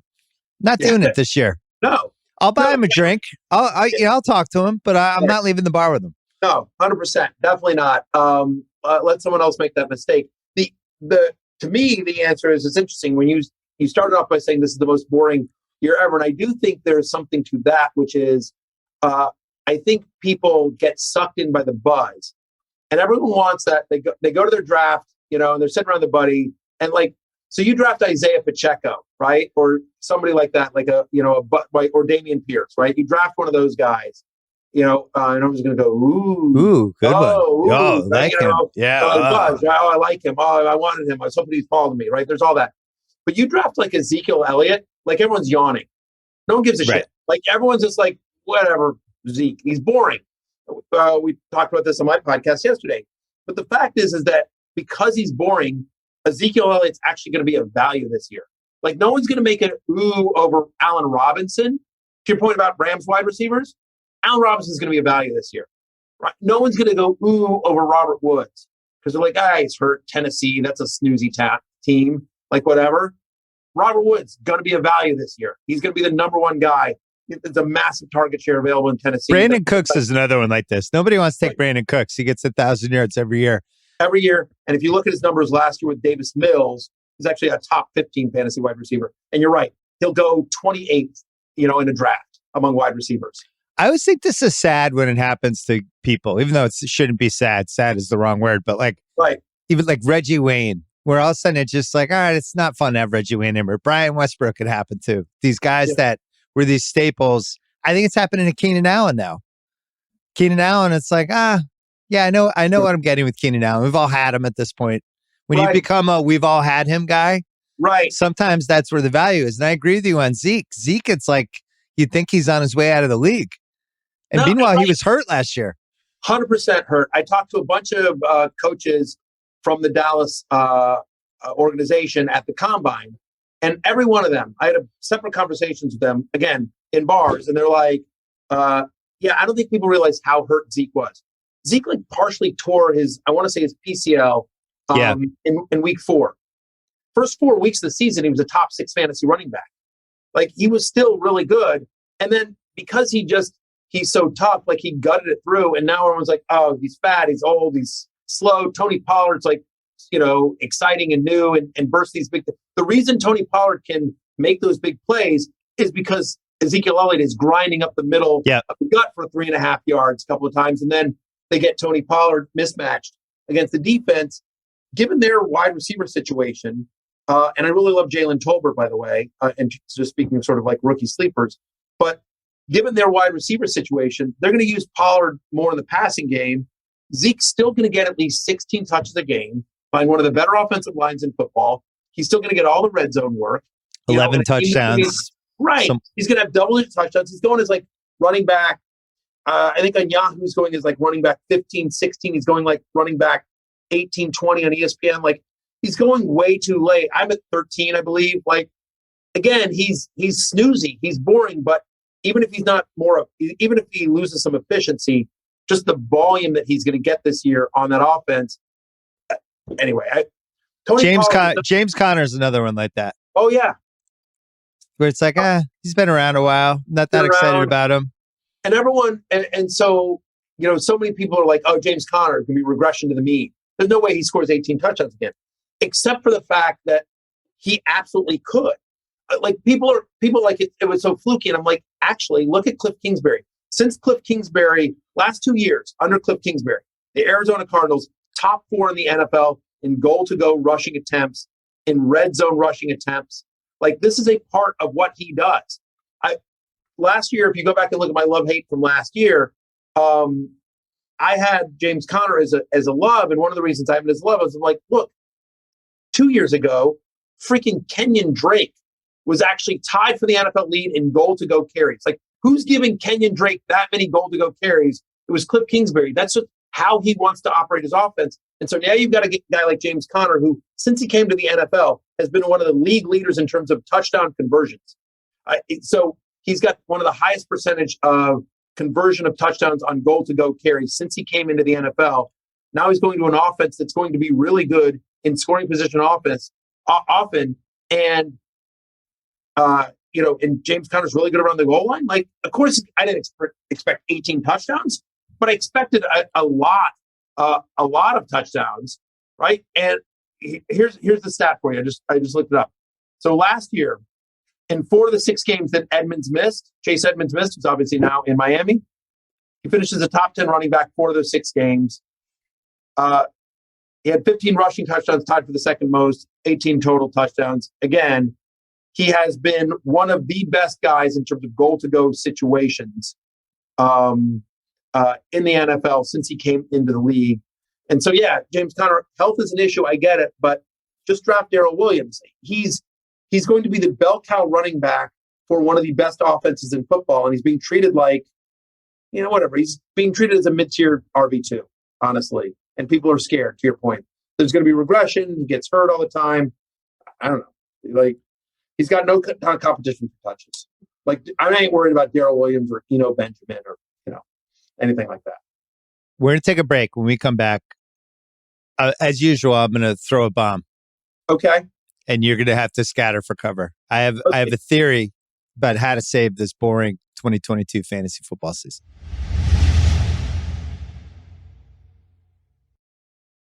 All right, so I was trying to figure out why this fantasy football preparation season felt a little bit off. And here's what the problem is. Too many good quarterbacks. Disagree. In the old days, whether you're in a 10-team league or a 12-team league or a 14-team league, there would be like the 6 to 8 guys you'd want, and then like the 4 to 5 guys you'd talk yourself into. But deep down, there was that fear of either I have no backup or I'm taking this guy, but holy shit, like if he starts out slow, I'm going to be completely panicking. Now I'm going to have to trade one of my best guys for a quarterback. There's just a shitload of quarterbacks now. You go through like even Jalen Hurts. It was like, Jalen Hurts. Who wants him in fantasy? Well, he 28 touchdowns, right? He ran for 8. He threw for almost 4,000 yards. And he's somebody, nobody would think he's like a tier 1 quarterback. It's just fucking loaded. Like just looking at the Ringer rankings. Well, I have Jalen Hurts as a top 4 fantasy quarterback, and I named him yesterday as my fantasy football ride or die for the year. So I think Jalen Hurts has a monster. Right, so there you go. You agree. But I did. But listen though, let me go through quarterbacks quick. All right. These are guys I would be totally happy if they're my starting quarterback on my fantasy team. Josh Allen. Yep. Lamar Jackson. These are Ringer rankings. I agree with all of them. Herbert, Mahomes. Kyler Murray, I'd be a little bit nervous, but look, whatever. Jalen Hurts. Yep. Wilson, Brady, Dak, Joe Burrow, Aaron Rodgers, Kirk Cousins. I'm not shedding tears if Kirk Cousins is my starting fantasy quarterback. I think he's going to put up huge stats. Derek Carr. And then we move into the Trey Lance, keep your fingers crossed. That's 15 guys. Well, we didn't mention Trevor Lawrence, Winston. Right. Yeah. Tua's got a ton of receivers. I wouldn't want him on my team. Sure. Here's my point. Yeah. If you're in a 10-team league, this is something I've been adamantly opposed to. Okay. I'm willing to now consider it. The 2 QB starters every week thing. I think it changes the league. I think it makes some of the high-end quarterbacks more valuable. And now it adds this drama to my draft or my auction. And as you know, real fantasy people are in auctions and all the losers are in the drafts and little booger eaters like my 14-year-old son. But you have the 2 QBs. There is now real drama in this draft. I do not want to end up with Daniel Jones or Baker Mayfield or Tua as my second quarterback. Everyone is on pins and needles the whole time. Those quarterbacks are coming, and it mirrors real life because quarterbacks in real life are the most important players of the football team. And in fantasy football, they're not. So you were 1,000% right on this. Thank you. So totally agree. But what you're describing, just so you know, I don't think it's a bomb, but it may be a bomb for your league. But I completely agree with you there. So what you're describing is a super flex league. Forget 2 quarterback leagues. I think a super flex league. And so a super flex league, you get rid of defense, you get rid of kickers, you play 4 flexes. You play a quarterback, 2 running backs, 2 wide receivers or 3 wide receivers, whatever you want, a tight end, and then 4 flexes. And one of your 4 flexes can be a second quarterback. So what it does is it allows you, to your point, right? Now you're deciding between, or do I want this really good wide receiver, this number 3 or 4 wide receiver, or Baker Mayfield? right? If you get stuck there, or if you so Superflex. And honestly, I argued for 2 years. Maybe they'll do it now that I'm gone. I argued for 2 years at ESPN. Make Superflex the default fantasy game. Oh, interesting. When you sign up for ESPN, honestly, or any platform, there's a default game. Like if you don't change any of your settings, there's a default game. And at ESPN, the current default game is whatever. Quarterback, 2 wide receivers, 10-team league. That's quarterback, 2 running backs, 2 wide receivers, tight end, flex, kicker, and a defense. Whatever, 6, 7 benches, 7 bench. And so I was just like, I had the exact same thing. It's boring. Fantasy football is broken. You're 100% right, which is if you did a real NFL draft, if every NFL team had to throw their players back and you did an actual NFL draft, Josh Allen, Mahomes, Justin Herbert, Lamar Jackson, those are the guys that's the first round. And yet in a smart fantasy league, Mahomes goes in the 4th or 5th round.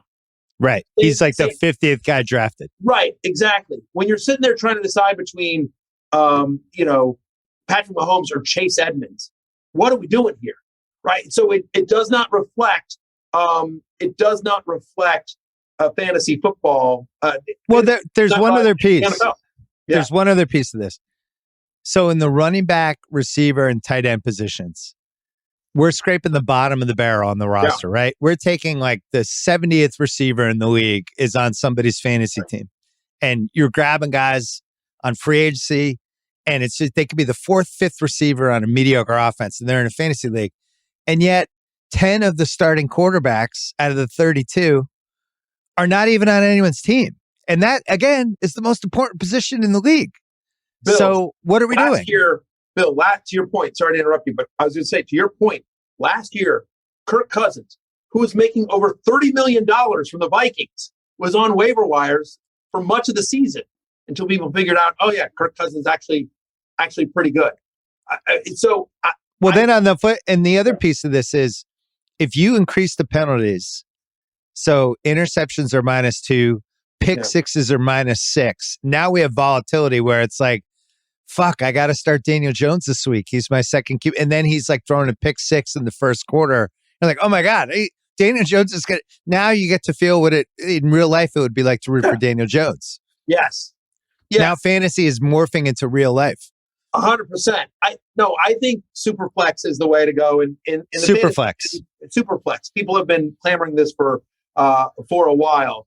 So I don't think it's the bomb you think it is. But I will say I'm fully supportive of that idea.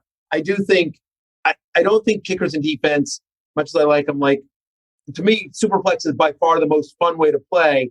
And I still like. Can I just do two starting QBs? There's a ton of 2 QB leagues. You can definitely do that. You can absolutely do that. Like would Davis Mills start in it? He probably would, right? With some of the bye weeks. Now you're really scraping it. In a 2 QB league, every quarterback has value.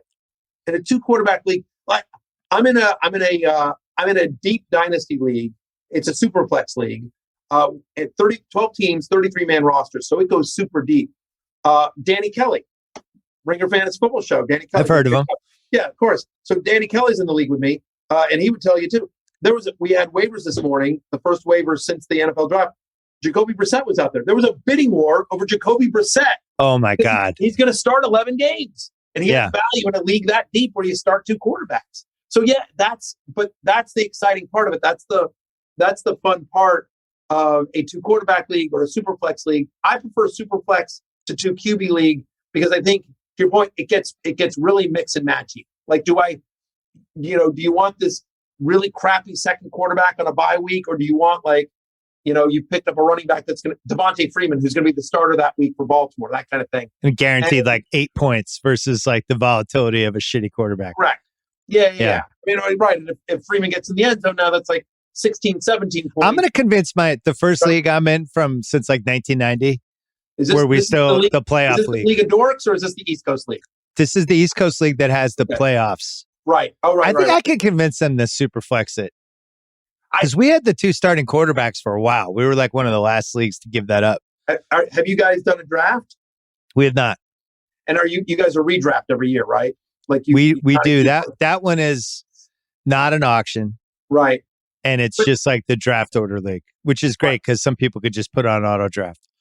Right. Yes. So yes, Bill's East Coast League, take it from me, try the 2 QB league, or honestly, even better, try a superflex league. I want you, Bill, to do a superflex league because I think once you do a superflex league, you'll never go back. I can't wait. Fun. All right, here's my next topic for you. The Okay. Ringer fantasy rankings changed today and made Christian McCaffrey the number 1 pick overall. He has played 10 games in 2 years. Yep. I don't trust him at all. And if I had the first pick, I would not take him. Are you pro or con McCaffrey as the number 1 pick? I have no issue with it. I currently have him at 2. I think Jonathan Taylor has both safety and upside. Honestly, I know Frank Reich is saying we're going to scale him back a little bit. I don't think they're going to scale him back that much. I think the Colts are going to be a really good team this year. Really good offensive line. Taylor's a better pass catcher than I think. I think you'll see Hines more as a pass catching, as a wide receiver or lining up as a wide receiver than really taking some of the passing down work from Taylor. So I have McCaffrey at 2. I have no issue with McCaffrey at 1, but I do. When my love hate comes out on Thursday, and McCaffrey's going to be on it because NBC has to deal with Yahoo. So that's been weird for me, honestly. Yeah.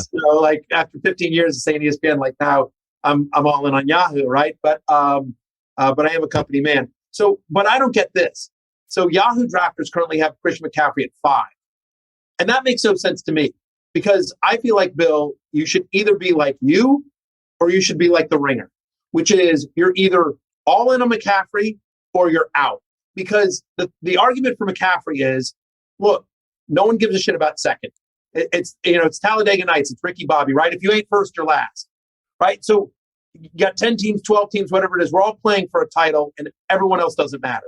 So in that case, if Christian McCaffrey is healthy, look, he played 5 full games last year, had over 24 fantasy points in 4 of them. He averaged 23.6 fantasy points per game, over 112 scrimmage yards, 23 touches. He was awesome when he was healthy. And if my aunt had uncles, I screwed it up. If my aunt had balls, she'd be my uncle. Sure. 100% asked and answered. Can't even get that joke off anymore. He is right. He is Christian McCaffrey. That's his actual legal name, Christian McCaffrey, if he stays healthy. But my point is that if he does stay healthy, he's potentially a league winner. He is worth that number 1 overall. If you knew you were getting 17 games out of McCaffrey, he's the number 1 pick and it's not close. The question becomes, so if you're willing to roll the dice on the health, then he's the number 1 pick. If you're like you, Bill, where you're like, I'm out, he's burned me too many times, I don't trust it, then in that case, you're not drafting him 5th. You shouldn't be drafting him at all. You should be 20th for you. In an auction, I'm not even bidding. Right. His name comes up, I'm immediately making jokes and trying to undermine him. In a real draft. Hang on. Why would you do that though? Hang on. Why would you do that? If I'm you. Because then people will think I'm doing it because I actually really want him. And I'm trying to neg it and then come back in and reverse neg it. Yeah, I was going to say, I think if you talked him up, I was in the league probably listens to this podcast to get your thoughts on it. But but they know I lie. I have false herrings. True. Red herrings. I know. Our mutual friend Lewis said I had to save him at least one player. There was at least one player that I had to keep to myself. Yeah. To give him as a hint that I couldn't give you. If you're talking a round by round draft, yeah. Once we got near the tail end of the first round, I would start talking myself into it. But if it's an auction, no way. I personally think it's Taylor 1, Jefferson Kupp in some order. I feel the best about. And honestly, I might go Chase after that. I have those 3 wide receivers because you could argue Kupp. How are you going to top last year? You can't have the greatest year of your life twice in a row. And Chase and Burrow healthy, their offensive line's better. But if I have one of those 4, I'm happy. The 5th spot is where I get nervous because I don't want to take Austin Eckler 5th or have him be my highest paid guy. I know I just don't trust him from a health standpoint. He's not a giant guy. Right. But he stayed mostly healthy last year. He missed the 1 week because of COVID, I think. He may have had a hammy 1 week too. But I do believe in Eckler. I have Eckler at 3. He was my fantasy ride or die last year. People had him as a late second round of he's not going to get touchdowns. 18 touchdowns later. So I'm like, yes, he is. He's going to get touchdowns because they're going to use him like Alvin Kamara. Joe Amari is coming over and they're going to use him like that. And they'll use him like that again. Again, he's going to be the lead running back on one of the best offenses in football. That's the thing about any one of these players is you can sort of nitpick at the elite level. Derrick Henry got hurt in the middle of last year, but prior to that, he hadn't. And up until the time he got hurt, he was literally winning people weeks every single week. Like he was winning people their leagues. I'm worried about their receivers, though. They do not have a single receiver who scares me anymore, and I don't understand why teams aren't just going to stack the box in an all-time way. Yeah, I like Robert Woods more than you do. But he's coming off a major injury, though. It is. Like, I always feel like that's a 2-year thing. Yeah, I mean, Henry was. Here's the thing on that offense, though. Last year, when A.J. Brown was out and Derrick Henry was out, they were still able to run the ball effectively with Deontay Foreman, who, a month, 6 months prior had been sitting on his couch at home. Kind of like that guy. Yeah, I do too. So I'm a believer of, but Dalvin Cook has never played, every game in a season in his NFL career. Nor do they want him. I mean, they basically said they don't want him to have like too many touches. Right. So they all are there, but you could nitpick on any of them. The anti-wide receiver argument, and I'm with you. I think Jefferson has a monster year. I have Kupp as my number one wide receiver. And Chase is obviously phenomenal. The argument there is just the wide receiver position is so deep that you have a better chance of finding this year. Remember, last year, Jefferson was a first-round pick, was a top 10 wide receiver, but Cooper Kupp was, going at just inside the top 20. People were drafting Robert Woods ahead of Cooper Kupp, including me. I'll raise my hand and cop to that. Also, when it came to Jamar Chase, people were freaked out about the drops. Again, to your point about ignoring preseason buzz, remember everyone was out on Jamar Chase because he hasn't played in a year, and he's had a couple of bad drops, and hey, it's T. Higgins and Tyler Boyd. I have him in my keeper league for like $7 because of that. Well, of course, right? Yeah. I mean, so, who watch Traylon Burks, who, is playing with a fourth string team, and everyone's freaked out about Traylon Burks. Watch him be the rookie of the year as a wide receiver. That's one of my takes this year. Okay. I'm out on the rookie receivers. And I think because the rookie receivers were so surprisingly awesome the last couple of years, now people think this is a regular thing. Right. And I could see like none of those guys getting to 1,000 yards. Yeah, I mean, I think that people forget for every Justin Jefferson or Jamar Chase, there's a lot more Jalen Ragers. And Devontae Smith was a disappointment fantasy-wise last year. Jalen Waddle came on towards the end of last year, but, he was frustrating for a while. N'Keal Harry turned out he didn't have a great rookie year. Yeah. Or a great it was a shock. second year. A bad rookie wide receiver. Right. We finally had one this year. We had our guy. We had the guy who I think could have had the most fantasy points of any rookie receiver, and he fucking got hurt. Yes. No. It's unbelievable. I mean, he is 170 pounds. I guess maybe I shouldn't have been completely shocked, but yeah, he was awesome in the preseason. Yeah, he was having a great camp. I know they were really excited about him. So, right, but there's just a lot more guys like that. And remember how excited people were about Mecole Hardman his rookie year? Did nothing. I mean, that's like this Romeo Dobbs on the Packers this year. Right. Just be careful with the rookies because I do think it was an anomaly to some degree the last couple of years. Oh, there's 100%.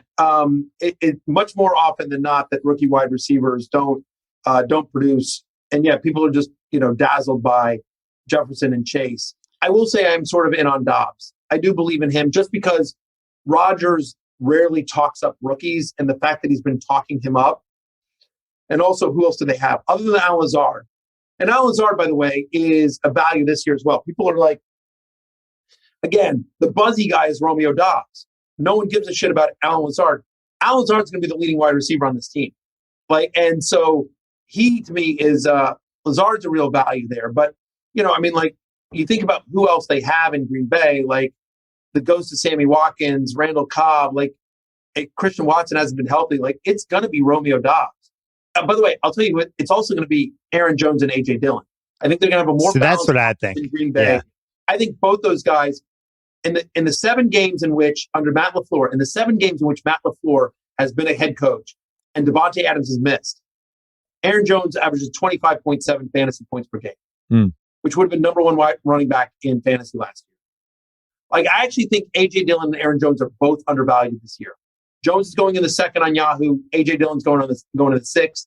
I think they should be much closer together in ADP. But I weirdly think, I just think that's more about Dillon's going way too late and Jones is going slightly too late. But I'd much rather have Aaron Jones than Nick Chubb, for example. On this very same podcast, we did a segment about who's going to score the most points, what team is going to score the most points in the NFL this season. Okay. And I was saying, I love the Chiefs this year. It's going to be a recurring theme on this podcast for the next 3 weeks because it's Mahomes and an offensive line. And they trade Tyreek, and people are like, the weapons, where are they? And my thing is, the biggest weapon in the league is Mahomes with time. Yes. So looking at the Chiefs receivers and supporting cast stuff, if Mahomes has time, I feel like that could be an inefficiency for auctions or drafts. Like, just pick your 3 Chiefs receivers that you like, grab all of them, take all of them, or spend like a little and maybe hit with 1, maybe hit with 2. But he's going to throw for 5,000 yards this year, and he's going to get all the same stats he always gets. He hasn't had time really since 2018, Correct. where we actually know he's going to be able to cook this year. And I just like him in general. So anyway, what do you think of that? Mahomes is going to be awesome. I don't know that I agree with, because I think it's going to be Kelsey. It's hard to say that losing a player the caliber of Tyreek Hill is good for Mahomes. It isn't, right? Obviously, that's a loss. Having said that, to your point, sometimes a quarterback, because you've got this highly paid sort of superstar diva wide receiver, you feel like you sometimes need to force the ball to him and get it to him. Remember last year, they were frustrated because so many teams were playing too high deep on them, and Tyreek couldn't get deep, and it was just a bunch of dink and dunk stuff. And so this year now, they have a much more varied wide receiver core, and so Kelsey will get his. But adding Juju, adding MVS, Sky Moore, they have Hardman still there. Having all those guys, I think, sort of opens it up for Mahomes. To your point, with time, look around. To me, the guy that I love there is Juju Smith-Schuster. Me too. Everyone forgets how good this guy was his first couple of years in the NFL. He played with a corpse. He had a corpse as a quarterback. Exactly. Like Pittsburgh turned him into like this, this slot receiver, this, like Ryan Switzer. They turned him into this like small possession receiver. And it's not because Juju suddenly forgot to play football. Right. It's because Ben Roethlisberger was just toast. He had a noodle for an arm at that point. And so honestly, my take on Pittsburgh is that for everyone bagging on Trubisky, like that's an upgrade. I think Pittsburgh has a better quarterback this year, whether it's Pickett or Trubisky, than they did last year or the last 2 years. And so Juju, who's I think still only 25 years old, people forget how young he was when he came into the league. Now he's going to play the slot, but he can line up at all 3 positions. He can run all the routes. And now he's with Andy Reid and Patrick Mahomes. So I think Juju has a monster year here. Well, you know what's interesting about him last year? I agree with you on Mahomes. What do you got? The Ringer has him 78th overall. So he had 75 catches for 717 yards last year, which is terrible, right? That's like 9 yards. He had 115 targets. And you just think like, I watched those Pittsburgh games, like Ben literally couldn't throw the ball downfield. No. So now you have Mahomes with time and that extra 2 seconds when guys are running around because he just created 2 more seconds for everybody. I'm with you. I don't know how Juju just became a stiff. That you have to tie the quarterback to that. 1,000%. He's had 36 career games with 7 or more targets. He averages 18.1 fantasy points per game. Tyreek and Byron Pringle, those two, leave 219 targets. And by the way, DeMarcus Robinson's now in Baltimore. So he had that, but like almost a 35% target share is now up for grabs. I'm not saying all that goes to Juju. Obviously, again, Hardman's going to get his. MVS will get some. Sky Moore, Kelsey maybe gets an increase. But honestly, I do. Don't you worry about Kelsey a tiny bit just because of the history of that position with tight ends? They usually have like the 6, 7, 8 great years, but we're old enough to remember fantasy when Ben Coates was an absolute beast for 5 years. And then it just died. Yeah. And we've seen that over and over again. We saw it with Shannon Sharp. We saw it with Gonzalez. Like at some point it just ends. You're not going to be getting your 120 targets anymore. Jimmy Graham and Jimmy Graham. Gates. Yeah, Jimmy Gates Graham, is another great one. Gates was the guy that sort of limped out there the last couple of years. I'm not worried about Kelsey just because, I think he's sort of a different guy. And I think they'll be smart about how they limit his snaps. Like, Kelsey's not blocking. Like he's not going to be a block tight end. Like they're going to be smart about how they use him, and so I think he's going to be one of the leaders among tight ends in targets this year. I don't know that I would love to have him in a dynasty league, But I think he has one more at least. I think he has at least one more elite year in him? I do. I have a question for you. I don't like Pitts definitely isn't a tight end. Oh yeah. Do you think Pitts should be a wide receiver? There's no. nothing tight end about him. Nothing. They played him as a wide receiver. He was a wide receiver, but we'll pretend it's good for fantasy as a tight end. What's your question for me? Oh, I have Pitts at 3. I think Pitts is going to have a monster year. Just a monster year. Here, my question for you is, 2 years ago on this podcast, you and I got in. Well, we've done this podcast together. I don't know, 15 years, 14 years. I don't know how long you and I have done the preseason fantasy football one. I think since whenever my first year with the podcast was 2007, so probably. And that was my first year of ESPN. So yeah, probably at least that or 2008, one of those two years. So I think you and I 2 years ago got the biggest argument we've gotten into on this one, where I had to fight for Tom Brady against you in his first year in Tampa Bay. You were out on Brady fantasy wise. I was playing the math. He's 43 years old. I know. But the problem is you can't bet against Brady. You can never bet against him. It doesn't matter. I think he went for like $2 in my draft that year. It's amazing. It was amazing. That was good red herring by you. Where are you on Brady this year with the offensive line issues? And do you think, so it's a two-part question. Where are you on Brady with the offensive line issues? No AB, Godwin coming back from injury. Who knows what you get out of Julio? And do you think Gronk is coming back? I have an opinion on both those things, but I'm curious for you, what you think. Most concerning Brady fantasy season, probably since the 2019, the last Pat season when they didn't really have any weapons.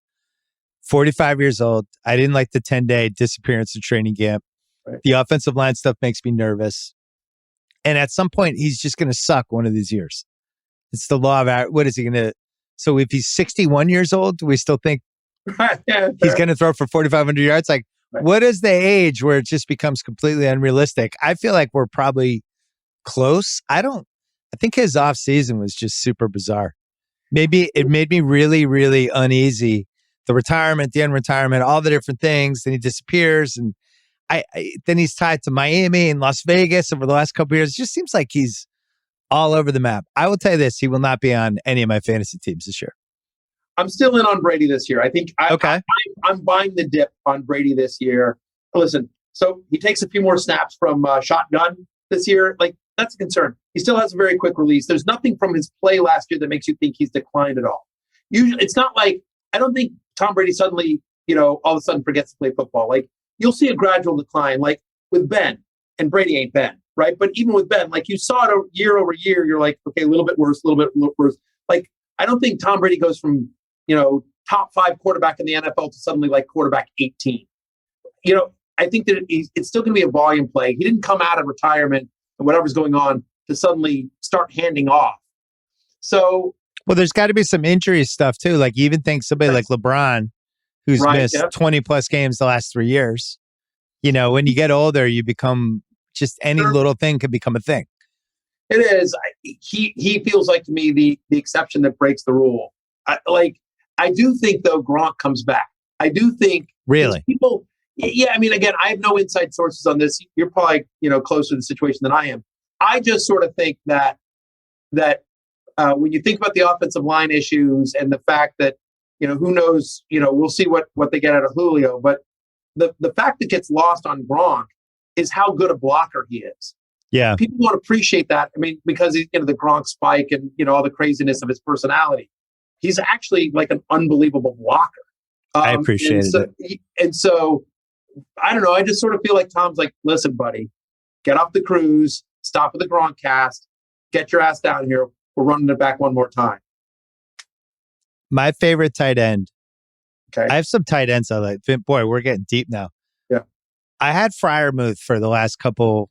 Like him a lot this year. Like 8 weeks last year. And you think that's another one where he didn't have a QB, but I just think that guy's a beast. He's my favorite. And Njoku was kind of quietly really good as not just a passer, but a blocker last year. And they gave him a contract, like they rewarded him. The Brissett thing is scary. Yeah. They don't have a lot of weapons in Cleveland either. One of my favorites is Cole Kmet. Yeah. Here's a great stat for you on Cole Kmet. And you mentioned him, your son's targeting him. He had 91 targets last year. 91, in an offense that was total shit. and Justin Fields is trying to figure everything out, and Matt Nagy, and like the whole thing was a mess.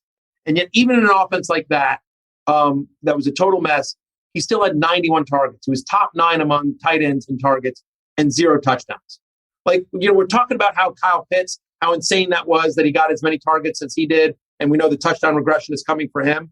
Same thing with Cole Kmet. I'm not saying he's Kyle Pitts, but I'm saying I think the same thing. Like, they had, like Jimmy Graham and Jesper and like all the other backup tight ends, I think, scored 6 touchdowns on 35 targets. I have, if I have that stat right. And for some reason on 91 targets, Kmet couldn't get into the end zone. All those other guys are gone. Basically, it's going to be the Darnell Mooney and Cole Kmet show on an offense that I think will be certainly better than it was last year. You just made the case for the Bears to have the worst record in the league. All right, you have to go. You have a hard out, but you said you have Jalen Hurts as your 4th QB. So you have Josh Allen as your number 1 QB or Mahomes? Yep. I have Josh Allen, Patrick Mahomes, Justin Herbert, Hurts at 4. Interesting. Where's Lamar on that? Like 5, 6, 7? 5. I think I have Lamar at 6, Brady at 5, and I might flip flop them here in the next week or so. I want to see sort of what happens over the next week. But is Tua on any of your teams this year? No. Me neither. Out on Tua. All right. If I get out of that top 12 in that range, I want Trevor Lawrence or I want Trey Lance. Those are my two QB2s. And we also talked about Kirk Cousins. Like, I think Kirk Cousins over 4,000 yards and over 30 touchdown passes each of the last 2 years. He's one of only 6 quarterbacks to throw at least 30 touchdown passes each of the last 2 years. And he did that under Mike Zimmer, where they had a bottom 14 passing rate. Now he's getting Kevin O'Connell. That team is going to throw. So, I think it's going to be huge. I'm pro Cousins as well. All right. Congrats on the move. Look forward to seeing you on Football Night America. Yeah, thanks, man. I'm really excited about NBC. They've been great to me. Can I get a couple of plugs in here? I have to do some plugs. You already did your plugs. You did them at the top. What? You redoing the plugs? No, not the NBC plugs. I was going to, my entrepreneurial plugs. Do your entrepreneurial. Go ahead. Do your plugs. Yeah, I wanted to go to NBC is because NBC's real supportive of all my entrepreneurial stuff. Fantasy Life app, totally free. An amazing alerts, must have. Fantasy Life newsletter, fantasylife.com, presented by KFC. They're our presenting sponsor. Appreciate all of them. This is all free stuff. Check it out. Amazing tools. The newsletter comes out every single day. Go sign up for fantasylife.com. If you hate it, just unsubscribe. But it's chock full of every single thing you need to know. So it comes from me, and a team of guys that I have are absolutely great. So check all that stuff out. And of course, rotopass.com, best value on the internet. People wonder why you have so many gigs. They don't realize you have 19 kids. I have 19 kids. I have 19 colleges to pay for. Yeah, each kid is worth one extra gig. So you just got to keep going and going. But I like being entrepreneurial. And I know you do too. I mean, I know that I felt like that was one of the reasons why you left ESPN, is you wanted to start your own thing. And obviously, worked out amazingly well for The Ringer, obviously. So did okay. Yeah. I mean, love that. Well, I thought you would do the Kelly Taylor, ESPN, NBC fighting for you, and you say, I choose me. But you didn't. You chose NBC. I should have. I really should have. All right, Matthew Berry, good to see you. I'll see you during the season. All right, sounds good, my friend. Thanks. All right, that's it for the podcast. Thanks to Danny and Ben and Steven. Thanks to Matthew Berry. Thanks to Kyle Crichton for producing. Thanks to Steve Cerruti and Dylan Berkey as well. I will be back on this feed on Thursday. More football. I'll see you then.